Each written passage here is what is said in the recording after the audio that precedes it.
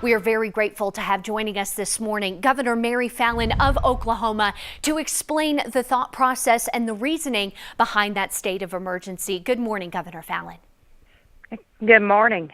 Please take us through what this state of emergency means for the people of Oklahoma and why you decided to help them out by issuing it. Well, I declared a state of emergency for all 77 counties in Oklahoma yesterday to prepare for the storm, to make sure that we're in advance and operating. And what the emergency does, it allows all state agencies to make emergency purchases. It suspends the size and weight regulations for oversized vehicles so we can expedite relief efforts, especially as it relates to utility trucks. If we have down power lines, which we do anticipate with the ice storm. We've also been able to coordinate between all of our local and state agencies, and if we should have a disaster that warrants some federal aid, it will start the process to begin applying for that.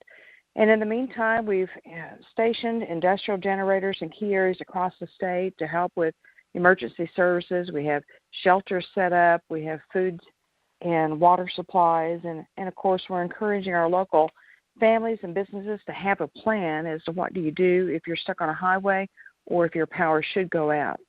And what would that plan include? What are you asking people to do? Because it sounds like you guys have things covered on the state's end, but the individuals, what advice can you give them? Well, for the individuals, if you don't have to go out, don't go out, first of all, and don't make any unnecessary trips. But at home, have a flashlight, have your phone charged. If you have a radio that takes batteries, they'll put batteries in your radio if you should lose your electricity so you can keep up with what's going on. Certainly check on your elderly, make sure they're prepared. Have water, food, blankets. If you have a fireplace, have some firewood. And if you should go out in your car, it wouldn't hurt to take some water and take some blankets just in case you get in an area where someone can't get to you and you might get stuck. So just asking people to think ahead, be prepared, and we do anticipate that we're going to have some freezing rain and some ice coming into the state over the next several days, and we just want to make sure we're ready for it. Yeah, that's fantastic advice. Now, from the preparations to the event itself, what are you asking state agencies to do to handle this storm as it's happening?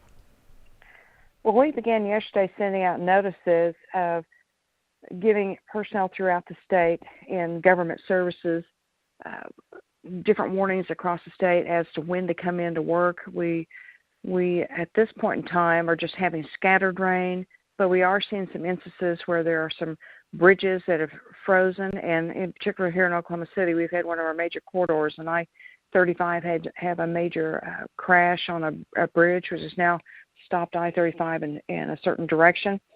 But as the weather progresses today, we know it's going to have ice accumulations throughout most of the state, at least half the state, and possibly thunderstorms in the other part of the state. So agencies are working to coordinate with all the charities, all the services, the High Patrol, the Transportation Department to get messages up on the highways and getting National Guard in key places in the state with the generators. So we're all prepared and ready to go.